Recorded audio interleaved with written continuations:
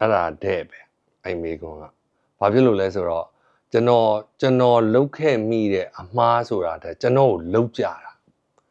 နော်အဲ့ဒါကိုလုံးဝဘယ်လိုပြောမလဲစိတ်နာပြီးတော့ကျွန်တော်တောက်လျှောက်တိုက်ခိုက်တာလိုက်တိုက်ခိုက်နေတာအဲ့ဒါဘာလဲဆိုတော့ steroid ပဲဖြစ်ဖို့များတယ်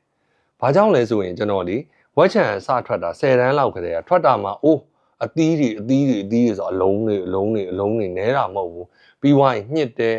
နော်ဟိုအဖိုးတွေဖွားတွေဆိုရင်ဘာလုပ်ခိုင်းလဲဆိုတတွေးတူခိုင်းတာတဲ့တတွေးတူရင်ဘာလဲဆိုတော့ပြည်လေးတည်ပြီးတော့ဟိုပေါက်သွားမယ်ပေါ့အဲ့လိုမျိုး concept ကလည်းရှိသေးတာအဲ့နဲ့လုံးကြတယ်ပေါ့နော်ပြီးသွားရင်ဟိုเจ้าမှာကြတော့လေတငယ်ချင်းတွေကဟိုကညှောလိုက်ဒီကညှောလိုက်ပေါ့ဟိုဆိုင်သွားပါလားဒီဆိုင်သွားပါလားဒီတက်ပူဆိုတာရှိသေးတယ်ပြောဦးမယ်ဒီလားကျွန်တော်သပင်ညက်တယ်ကျွန်တော်ရှစ်လန်းနားမှာပေါ့နော်ရှစ်လန်းနားမှာအဲ့မှာသပင်ညက်တဲ့ဆိုင်တစ်ဆိုင်ရှိတယ်တရုတ်ဆိုင်ပဲ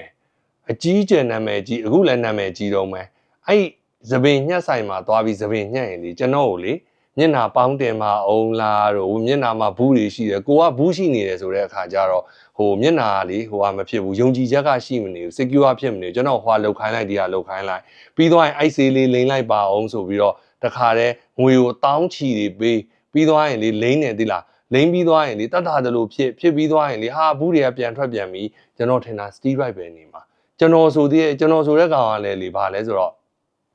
ဟိုကလည်းမရှိဘူးတိတ်ပြီးတော့ဟိုဘယ်လိုပြောမလဲဝရိယကလည်းအားနေသေးတာအားနေတဲ့ဟာပဲကံကောင်းတယ်ပြောရမလားသီလားလိမ့်နေ9ရက်လိမ့်နေမတတ်တာဘူးဆိုရင်ကျွန်တော်လွတ်ပစ်လိုက်တယ်အဲ့လိုမျိုးတွေလုပ်တဲ့အခါကျတော့ကံကောင်းသွားတာတကယ်တမ်းအခုမှအဲ့ဒါတွေအကုန်လုံးက steroid တွေမှကျွန်တော်သိတယ်ပြီးသွားရင်တချို့ဟွာရှိသေးတာတချို့အဲ့ make up လိုဟာမျိုးလေ make up လိုဟာမျိုးဘူးလေးတွေနဲ့ရှိတယ်လေသွားဝယ်ပြီးတော့လိမ့်လိုက်ရင်ဖြူလေးတွေဖြစ်တယ်အဲ့ဒါကိုဝက်ချန်ပေါ်အုံထားရင်နဲ့ဝက်ချန်တွေကတက်တာသွားတာဆိုတော့အမလေးအဲ့ make up တွေကိုလိမ့်ရသေးတာရှိသေးတယ်နော်ပြီးသွားရင်နှောက်ရှိသေးတယ်ဟိုကျွန်တော်ကိုပြောကြတယ်လေဟိုတငယ်ချင်းတွေပဲပြောကြတာပါအဲ့ဒါကိုတဲ့ color dry ရဲ့တဲ့အုံးစီရဲ့တဲ့ဟိုဗာလဲထောပတ်စီရဲ့တဲ့အဲ့ဒါကိုရောပြီးသွားရင်နဲ့ပြီးသွားရင်ဗာလဲယာနာပြောက်စေးကျုကိုညှစ်ထဲပြီးအထဲထဲမှာဟိုဟာမှွေပြီးသွားရင်မျက်နှာမှာပေါင်းတင်ဆိုတာရှိတယ်ယာတာဆိုတာလေကုတ်ချင်တာ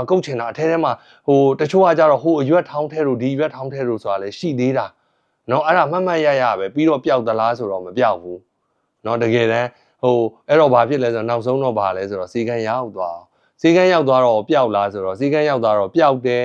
စီကံရောက်သွားပျောက်ပြီးသွားရင်လေတစ်လားနှစ်လားနေပြန်ထွက်တယ်ဒါမညာဘူးနော်ကျွန်တော်အဲ့တိုင်းပဲပြောတာအဲဒါကြောင့်ကျွန်တော်လေအခုအချိန်မှာကျွန်တော်ဖြစ်ခဲ့တဲ့ပုံမှာမူတည်ပြီးအခြေခံပြီးပြောရတာဖြစ်တဲ့အတွက်ကျွန်တော်အကုန်လုံးကိုညှိုးလေးရှိတဲ့ဟာဒီပုံမှန်ကုပါမြန်ကုပါဘာကြောင့်မြန်ကုခိုင်းတာလဲဆိုတော့ဝက်ချန်တွေကအရန်ကြာသွားရင်အရေပြားမှာဒဏ်ရာရပြီးမာယုတ်တွေကျန်မှာအဲ့အမာယုတ်ကိုလူတွေကစိတ်ဆင်းရဲကြတာအဲ့လိုမျိုးမဖြစ်အောင်လို့မြန်ပြောင်းမှဖြစ်မယ်မြန်ကုပြီးသွားပြီဆိုရင်အဲ့ကုပြီးသွားတဲ့ဥစ္စာလေးကိုပြန်ပြီးမထွက်အောင်လို့ထိန်းဖို့အတွက်ကို maintain လုပ်ရတယ် control လုပ်ရတယ်အဲ့လို control လုပ်တယ်ဆိုရင်အဖုတွေကပြန်ထွက်ဖို့ရာခိုင်နှုန်းအင်မတန်နေတယ်အဲ့တော့ကကျွန်တော်တို့ကမသိခဲ့ဘူးကျွန်တော်ကတော့စီကံပြတယ်ကောင်းသွားတယ်ဆေးရက်လိုက်တယ်တစ်လားနှစ်လားနေပြန်ထွက်တယ်ဟောအဲ့ဒါနဲ့ပဲတန်နေရလဲပြီးတော့မပြီးတော့ဘူးပေါ့နော်အခုကျတော့ကျွန်တော်ဟိုစာတွေးအရာရောကိုတွေးအရာရောလက်တွေးအရာရောကကျွန်တော်ဒီလောက်ပြောနေတယ်အမြဲလိမ့်မှဆိုရင်တချို့ကဘာတုံးဆိုတော့ပျောက်ပြီးပဲလိမ့်စရာမလိုတော့အရန်တက်နေကိုဟာကိုသိလားကျွန်တော်ကတော့လေလိမ့်ဆိုရင်လိမ့်မယ်ဒီတစ်ခါမလိမ့်ဘူးဆရာပြောရသားနဲ့ရက်လိုက်တယ်အဲ့ဒါဆိုရင်လေကျွန်တော်နောက်မှလေဝရင်တုပ်ဆောင်ထားမယ်အဲ့ဝရင်တုပ်နဲ့စော်ထည့်လိုက်တခါတည်းအဲ့ဒါမှ antibiotic လေးတိုက်လို့ရတယ်လေခေါင်းကွဲသွားတော့ antibiotic လေးတောက်လို့ရနော်အဲ့လိုမျိုးလေအဲ့တော့မှားစရာရှိတာကဝက်ချန်ဒီတေချာကုပြီးသွားလို့ကောင်းသွားပြီဆိုရင်အမြဲထိမ့်ဖို့အတွက်ကိုဘယ်လိုထိမ့်ရမလဲဆိုတာကိုကျွန်တော်တို့မှားကြားထားတဲ့အတိုင်းလေးဘာတော့လိမ့်ကိုလိမ့်ပါဆိုတဲ့ဟာလေးကိုတေချာလိမ့်ပေးပါအဲ့ဒါဆိုရင်တော့ဝက်ချန်ကတက်တာနိုင်တယ်အဲ့ဒါကကျွန်တော်တို့စာတွေးထက်ကျွန်တော်တွေ့ခဲ့တဲ့ကိုတွေ့အတွေ့အကြုံရပြောတာပြီးသွားရင်တယောက်နဲ့တယောက်ညှိုးတဲ့ဟာတွေကိုလည်းနည်းနည်းပါးပါဟိုစဉ်းစားချင့်ချိန်ပြီးတော့လုပ်ကြပါလို့ကျွန်တော်အကြံပြုပါတယ်